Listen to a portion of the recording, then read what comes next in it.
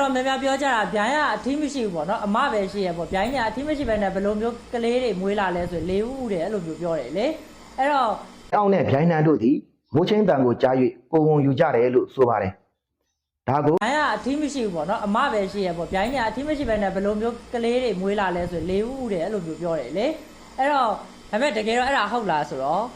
မဟုတ်ဘူးဒါကိုစာတင်ဖို့တဲ့ယဟန်မှန်သမျှသိပါတယ်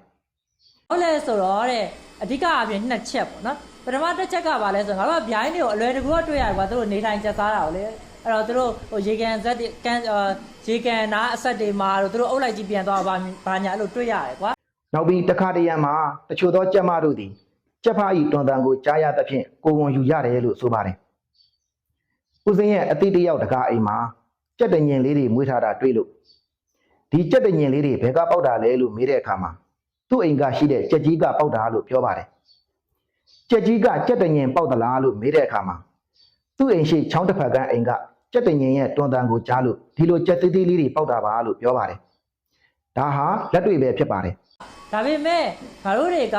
အဲ့လိုတော့တွေ့ရပေမဲ့ဗျိုင်းတွေဖိုးမပေါင်းဆက်တာကိုတွေ့ရလေမရှိဘူးတဲ့ဘာလို့လဲဆိုတော့ဗျိုင်းတွေကဖိုးမပေါင်းဆက်တယ်ဆိုရင်သူကခြုံတိုးတာနော်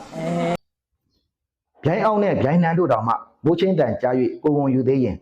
အဲ့တော့ခြုံတိုးကြတော့မတွေ့ရနော်အဲ့တော့လူတွေကအဲ့တော့ကြတော့ဗျိုင်းတွေကဖိုးမပေါင်းဆက်ခြင်းမရှိဘဲနဲ့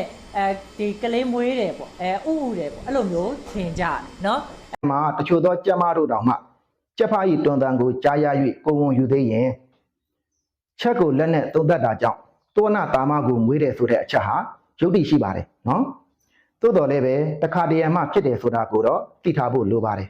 နားလည်ကြပါစေအဲ့ဒါတစ်ချက်နောက်တစ်ချက်ကဗျိုင်းထီးနဲ့ဗျိုင်းအမတွေကသူတို့ရဲ့ဟိုခန္ဓာကိုယ်အရွယ်အစားအမွေးအတောင်အယောင်အစင်းတွေကနည်းနည်းစင်တူတယ်ပေါ့နော်စင်တူရယ်ဆိုတော့ကြတော့လူတွေကအထီးနဲ့အမနဲ့တိတ်ပြီးတော့မခွဲနိုင်တော့ကြ